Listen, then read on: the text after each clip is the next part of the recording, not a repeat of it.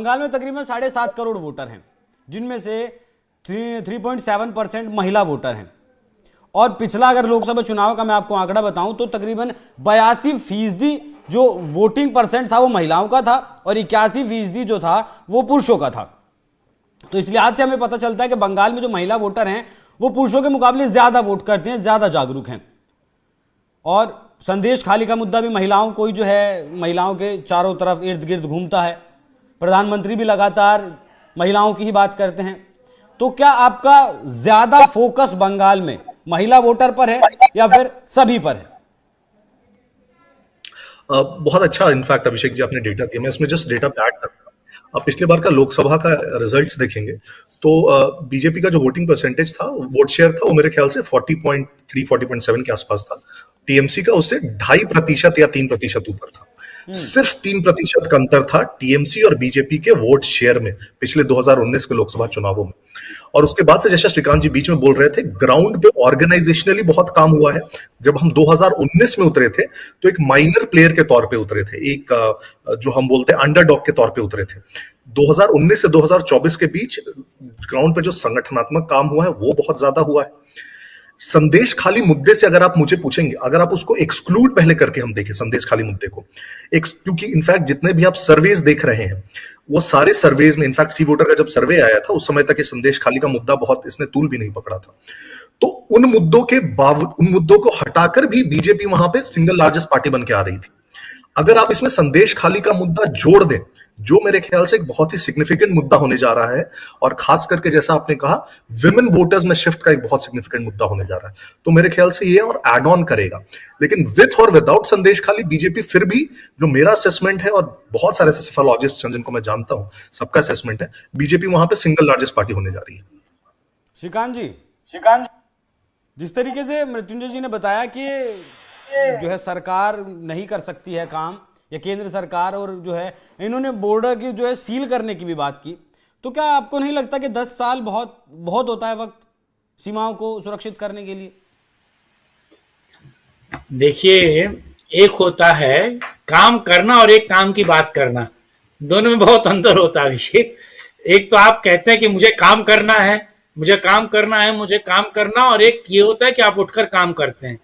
और मुझे लगता है इसमें कोई, देखिए मैंने नहीं कहा कि आप सीए को लेकर आपने काम नहीं किया, मैं ये नहीं कह रहा हूं कि राम मंदिर, वो तमाम आपने जनहित काम किए, उससे आपका वोटर तैयार हुआ, इसमें कोई दो राय नहीं, और बेहतर है वो, मैं उसको डिनाई नहीं कर रहा हूं। लेकिन मैं शूट द मैसेंजर वाली थ्योरी पे नहीं चलता हूं ना, कि मैं आपको अच्छा बताऊं और आप मुझे ही लगे गरियाने। खैर बहरहाल ये बहुत, देखिए जो आप लोगों ने जो गलतियां की हैं, आप लोग जो ब्लंडर्स कर रहे हैं, गलतियां नहीं कहूंगा मैं, उसको लेकर बोलना जरूरी है ना। अब आपको आज जाकर एक आयातित नेता मिला है शुभेंदु अधिकारी, जिसकी मैं पीठ पहले से ठोक रहा हूं, मैं कह रहा हूं हाँ वो व्यक्ति आपको जाकर दिलीप घोष से तो बेहतर वो है व्यक्ति, वो जमीन पर लड़ता है, पीठ दिखाकर नहीं भागता है। वो हाई कोर्ट से लेकर सुप्रीम कोर्ट और वहां की जनता के सामने बीजेपी को रिप्रेजेंट कर रहा है। लेकिन सबसे महत्वपूर्ण ये, अब ये समझिए, आप लोगों ने 2019 में सीए को पास किया, लेकिन उसका नोटिफिकेशन निकालने में आपने 5 वर्ष का समय ले लिया। आपको पता है अगर आप उसका नोटिफिकेशन उसी वक्त निकाल देते तो उसका इंपैक्ट कितना बेहतर होता। बंगाल चुनाव को लेकर वो बात अलग है कि पार्टी शायद मुझसे बेहतर समझती है, इसमें कोई दो राय नहीं, और जो गृह मंत्रालय है या फिर वो तमाम तरह के लोग हैं वो हम लोगों से बेहतर वो समझते होंगे। लेकिन आप सोचिए उसका इंपैक्ट कितना होता। आपने अगर ये नोटिफिकेशन निकाल दिया होता तो अब तक आपको पता है उससे लाभान्वित लोगों की संख्या कितनी होती पश्चिम बंगाल में, आप ये समझिए। और वही लोग अगर आपको वोट देते और अपने जानने वालों को भी वोट दिलाते तो आपको बेनिफिट कितना होता विधानसभा और ये लोकसभा चुनाव में। लेकिन आप अब जाकर निकाल रहे हैं, और अगर अब आप निकाल रहे हैं तो आप सोचिए उतना लार्ज स्केल पर वोट पोलराइज नहीं होता है। ठीक है, मथुआ समुदाय आपके साथ आ जाएगा, वोट दे देगा, ठीक है, एससी एसटी समुदाय भी आपके साथ आ जाएगा, ओबीसी आएगा, लेकिन आप भद्र लोग का कब कॉन्कर करेंगे? आप ये सोचिए कि दार्जिलिंग या फिर उस एरिया से आप बंगाल में एंट्री कर रहे हैं, लेकिन जो सेंट्रल बंगाल है जब तक आप उसको कॉन्कर नहीं करेंगे आप पूरे बंगाल पर नहीं छा सकते। कलकत्ता में बीजेपी का झंडा जैसे कोई उठाता है उसको पुलिस पीट देती है, जेल में डाल देती है, और बीजेपी की राज्य की इकाई उसके साथ खड़ी नहीं होती है। तो क्या श्रीकांत शंकर जी, घर- ये बौखलाहट में ममता दीदी गलती नहीं कर रही है? संदेश खाली के बाद और लोगों को भड़का नहीं है राजनीतिक हिंसा करके? नहीं नहीं, जाहिर सी बात है, ये एक गलती है ममता की, लेकिन कम से कम टीएमसी के जो कार्यकर्ता है उनके पास एक क्लियर मैसेज जाता है ना कि आपके साथ राज्य इकाई खड़ी है, आपके साथ सरकार खड़ी है, आपके साथ ममता खड़ी है, आपके साथ अभिषेक बनर्जी खड़े हैं। लेकिन ये एक मैसेज बीजेपी के जो कार्यकर्ता हैं उनके पास नहीं जाता है ना कि आपके साथ नरेंद्र मोदी, अमित शाह और आपके साथ पूरा सिस्टम खड़ा है। आप ये समझिए, सिस्टम वर्सेस सिस्टम की लड़ाई है, ये जनता की लड़ाई है। लेकिन जनता के मन में जब आप ये विश्वास जगाएंगे कि कहीं ना कहीं कार्यकर्ताओं, देखिए आज की डेट में कांग्रेस क्यों कमजोर हुई है, क्योंकि फुट सोल्जर्स उसे छोड़कर भाग गए हैं, फुट सोल्जर्स उसके साथ खड़े नहीं हैं। आपने फुट सोल्जर क्रिएट किए, आपने उनको बनाया, आपने उनको खड़ा किया, लेकिन उनके साथ आप खड़े भी तो होइए।